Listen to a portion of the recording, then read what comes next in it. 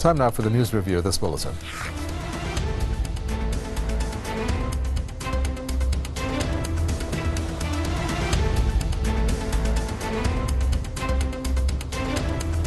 Hello, welcome to the news review. Iran's foreign minister has once again lashed out at the U.S. President Donald Trump for threatening to attack dozens of Iranian cultural sites. The U.S. president's threat to destroy Iran's cultural and civilizational centers is a clear manifestation of international cultural terrorism and signifies the U.S. regime's ongoing violation of law in order to break the resistance of the great Iranian nation. Zarif said Trump's threats are a manifestation of his hatred of not only Iran but of culture and civilization as well. He further hit out at Washington for imposing economic sanctions on Iranian people. He said the U.S. is committing economic terrorism by preventing food items and medicines from reaching Iran. Zarif also slammed remarks by the U.S. Secretary of State Mike Pompeo, who has said that Iranian people have to listen to the U.S. if they want to eat.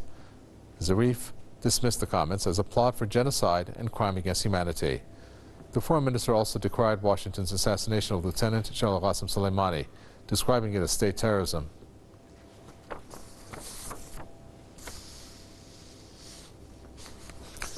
Andrei Vilcek is a philosopher, author, and filmmaker who joins us. Also, Marcus Papadopoulos, publisher and editor at Politics First, who joins us from London. Andrei Vilcek, let me first start with you. There's a comparison being made here by Trump's threat of attacking and destroying Iran's cultural sites to what Daesh did to Syria and in Iraq. Do you think that's a valid comparison to make? It's a very valid comparison, but let me also put this into context. I'm speaking to you from Hue, central Vietnam, which is an ancient Vietnamese capital. And not far from Hue, some 150 kilometers, there is one of the most important World Heritage Sites called Mison. It's a Cham civilization from where entire Southeast Asia was influenced by Indian culture. So what happened here half a century ago, already the United States bombed Mison to the ground. They didn't only bomb North Vietnam and civilians, they also bombed the cultural sites, what are now World Heritage Sites. And until now, Mison is a minefield. You cannot even leave the main parts. And I was there just exactly for this reason 2 days ago, to put things to context. What the Trump administration is threatening Iran with had been happening all over the world, even in the places like Southeast Asia. So Iran should take this very seriously. They are capable, Americans are capable of doing this. They have done it. They massacred civilians, they massacred entire nations, they killed millions of people, but they also bombed by B-52s, strategic bombers, entire World Heritage Sites in places like Vietnam. Well, putting that into context like that, Marcus Papadopoulos, the U.S. administration, in particular Trump, and also, for example, Michael Pompeo, saying that we're with you in a message to the Iranian people. Doesn't quite go together, does it? No, it certainly doesn't. Iranian civilization is one of the oldest and greatest in living history, and it follows, therefore, that there are numerous UNESCO sites all across Iran. And Donald Trump's threat to target with missiles Iranian cultural sites would constitute a war crime, would constitute a crime against humanity.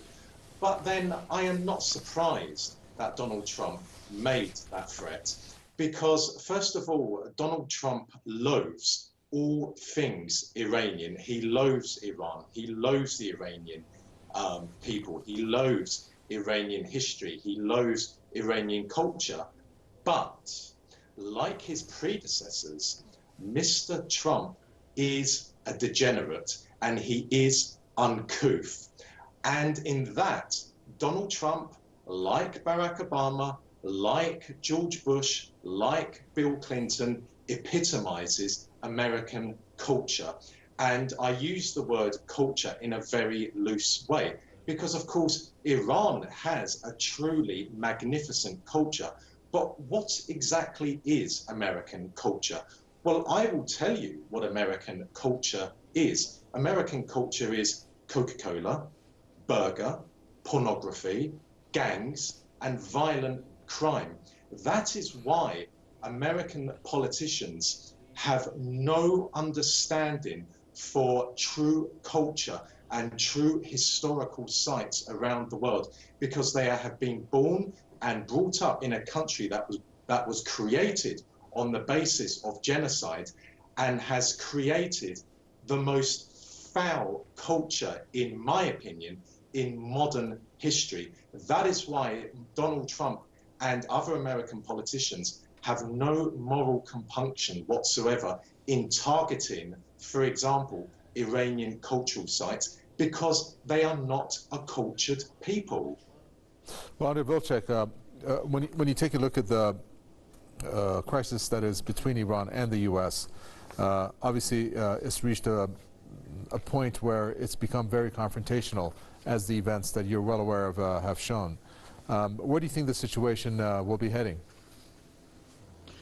The United States actually also, to just add one more thing to what my colleague said, the United States has a spite not only for Iran, although of course for Iran, but even for UNESCO, which is supposed to protect these World Heritage Sites. It left together with Israel, UNESCO, out of spite because, technically because UNESCO recognized Palestine as an independent country.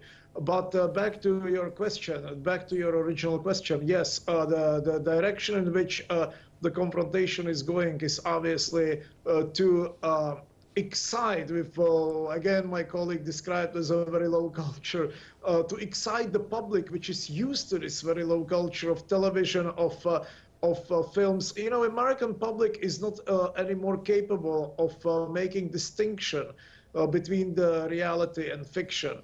They watch brutal films produced by Hollywood, and then they watch TV, and it's shoot and pre-shoot and post-shoot for them, so they can think that the news that they are consuming is actually a reality.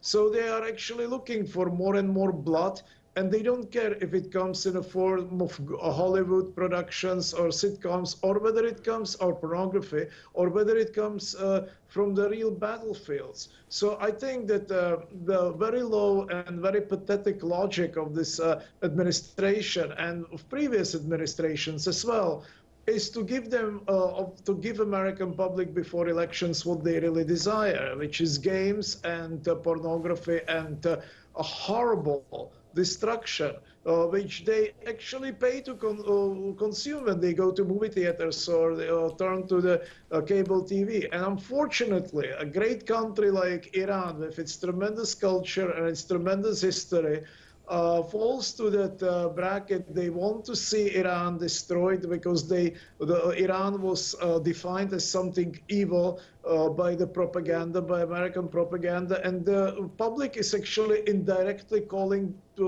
for blood by its passivity, by its acceptance of the regime which is governing the West, and particularly the United States.